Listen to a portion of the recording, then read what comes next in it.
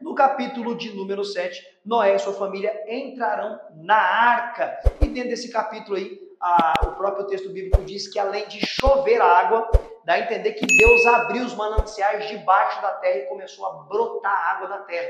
Então não só chovia a água do céu, mas como brotava a água da terra, pessoal. Isso aqui é muito importante e desprezado por muitos, muitos nem sabem disso. E o texto bíblico diz que o monte mais alto do mundo ficou aí coberto aí, e bem coberto ainda, sobre água. Isso aqui é interessante, que a própria ciência, ela comprova que em algum momento da história da humanidade, a Terra inteirinha foi coberta por águas, né? E biblicamente é aqui que acontece. E o mais interessante é que em todos os povos do mundo, tem relatos de uma grande inundação e de uma família que se salvou. Mas por que isso acontece?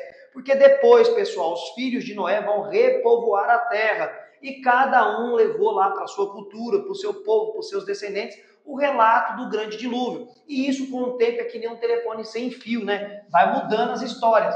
Mas na família que preservou realmente o que aconteceu foi na descendência de Sem, que é de Sem que vai vir ali Abraão e o povo judeu, que conseguiu preservar realmente o que aconteceu ali no grande dilúvio, ok? Lá no capítulo de número 8, depois que o dilúvio começou, né? No capítulo 7 diz aí que durou 40 dias e 40 noites a chuva, até que inundou o globo inteiro, ou a terra inteira. Eu não vou entrar aqui em debate se é plano ou se não é esse o foco da nossa aula. Mas depois que o mundo inteiro estava coberto de água, diz o texto que Deus se lembrou de Noé e começou a diminuir as águas da terra, começou a secar, porque parou de chover. E aí vai entrar um outro grande embate. Quanto tempo Noé e sua família ficou na arca com os animais que Deus mandou de 2 em 2? Deus mandou animaizinhos lá de 2 em 2. E quanto tempo Noé ficou na arca? Apesar também que o texto diz que dos animais puros, né? Deus mandou 7 animais, né? Os animais puros, dos pares dos animais puros, porque eram animais ali para o sacrifício,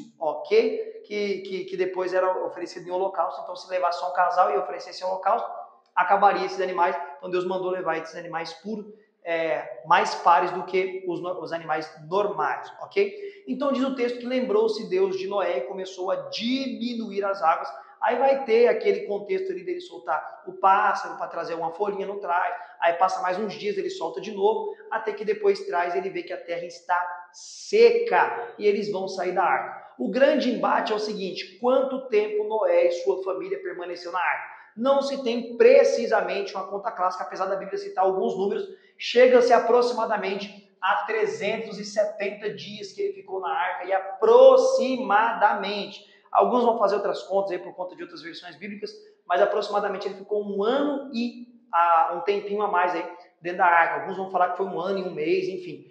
Então, no capítulo de número 8, ele vai sair da arca com a sua família. E Noé edifica um altar a Deus. Logo assim que ele sai, ele vai edificar um altar a Deus para adorar o Deus da criação que poupou ele e sua família. E isso aí fecha-se o capítulo de número 8, pessoal.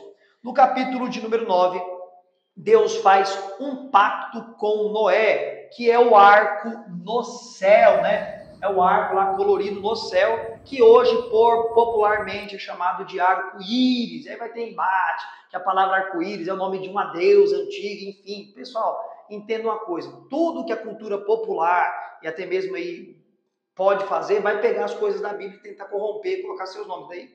Enfim, é o arco no céu. Então, toda vez que você vê o arco colorido no céu, diz o texto bíblico que é Deus se lembrando do pacto que ele fez com Noé para não destruir a terra novamente com as águas do dilúvio. Ó, Deus prometeu que não destruiria mais a terra com chuva, com águas do dilúvio. E aí, para comprovar esse pacto, foi o arco no céu. E ainda no capítulo de número 9, diz o texto bíblico que Noé, ele planta uma vinha, pé de uva, e bebe do seu suco e se embriaga. Bom, pessoal, eu não vou entrar aqui nessa aula, vou esperar chegar mais para frente, onde trata mais claro sobre isso, sobre bebida alcoólica, se pode ou se não pode beber, o que a Bíblia fala sobre isso, mas o texto não tem nenhuma condenação para Noé se embriagar. Apesar que lá na frente vai ter essa condenação, essa restrição de não se embriagar. Apesar de não aparecer nada proibindo a bebida alcoólica. Enfim, mais para frente nós vamos trabalhar sobre isso daí. E aqui o que acontece é o seguinte, né? O seu filho Cã vê ele lá dançando nu, peladão, e vai lá e conta para os seus irmãos, mas no sentido de debochar, não de vir para ajudar. E aí acaba que quando Noé recobra sua consciência, ele vai impetrar ali um juízo sobre a descendência de Cã, ok? Isso daqui também é muito polêmico, Por que ele não impetrou um juízo sobre Cã, mas sobre a sua descendência, né? Canaã, que foi os descendentes ali de Cã. Aí alguns vão dizer que ele fez isso porque é impossível amaldiçoar aquilo que Deus abençoou. Como Deus tinha abençoado a família de Noé, os filhos de Noé, Noé não podia impetrar um juízo sobre ele, então impetrou sobre o seu descendente. É uma das explicações. E assim fecha o capítulo de número 9. No capítulo de número 10 vai falar sobre os descendentes de Noé, e o foco desses descendentes tem que ser os que vieram da linhagem de Sem. E quem que vem da linhagem de Sem? Os mais ilustres aí vai ser um chamado Éber, que é deste termo Éber que se entende que vieram os hebreus, que um dos filhos de Sem se chamava Éber. E desses descendentes de Sem e de Éber, lá na frente vai chegar aonde Moisés, o escritor aqui quer chegar, que é Abraão. Então aqui a descendência que nós temos que focar muito é a descendência de Sem, porque é dessa descendência aí que vai vir Abraão, vai vir as 12 tribos, vai vir o Senhor Jesus Cristo, certo? No capítulo de número 11 vai narrar que toda a terra falava um único idioma, todo mundo se entendia. Lembrando, pessoal, que naquele contexto ali, a maioria dos povos estava na região que é chamada de Mesopotâmia, que eu falei na aula lá, na aula anterior, que poderia ser região do Irã, do Iraque ali, que foi o berço da civilização. Então todos estavam por ali, pessoal, não tinha se espalhado ainda e povoado a terra como Deus ordenou. E todos falando a mesma língua, e aí nasce a ideia de construir um grande edifício que recebe o nome de Torre de Babel. E muitas pessoas não sabem qual a real intenção que esses homens tinham para construir esse grande edifício chamado Torre de Babel. A ideia deles era uma afronta direta a Deus. Eles tinham a ideia de construir um grande edifício. Por quê? Porque eles ainda tinham em mente a grande inundação. O dilúvio, não estava tão longe daqui o dilúvio.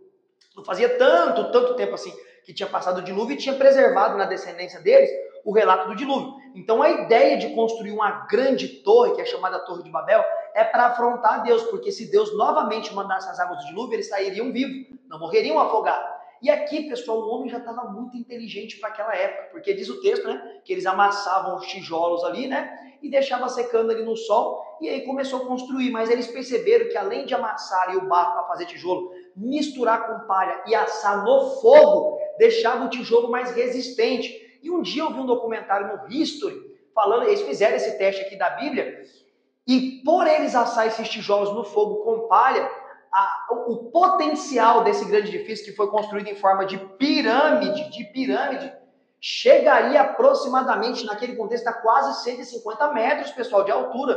Para aqueles dias era absurdo. Então diz o texto que Deus desceu para ver a obra da mão dos homens, e aqui que Deus fez? Deus confundiu a língua deles para que eles não se entendessem, se espalhassem pelo mundo, né? Para não continuar essa obra, porque nós nem saberíamos onde o homem estaria hoje, né? Se Deus não tivesse feito isso, porque já estava muito avançado para aquele tempo. E foi aqui que teve a divisão das línguas e os homens se espalharam pelo mundo, e aí cada um hoje tem o seu idioma, certo? Que é quando Deus confunde aí a língua dos homens. E agora você ficou sabendo então na aula de hoje como que teve aí então a divisão de línguas, né? E foi quando Deus confundiu, por isso que tem vários idiomas hoje espalhados pelo mundo. E é aqui que acontece. E talvez você também não sabia o porquê que eles construíram a Torre de Babel. A ideia é essa. Tem até alguns relatos aí que tem até hoje as ruínas da Torre de Babel, mas isso não é muito preciso. Pessoal, bom, vamos parar por aqui hoje. Vamos até o capítulo 11, porque a nossa próxima aula vamos começar contando a história de Abraão, que é onde Moisés está doidinho para chegar aqui, que é no capítulo 12. Eu espero que você tenha gostado da aula de hoje, tenha aprendido muito e repasse esse conhecimento. E eu te espero para a próxima aula. Faça suas anotações e as suas dúvidas você tira diretamente com o professor Wesley Almeida. Até a próxima aula, com a graça de Deus.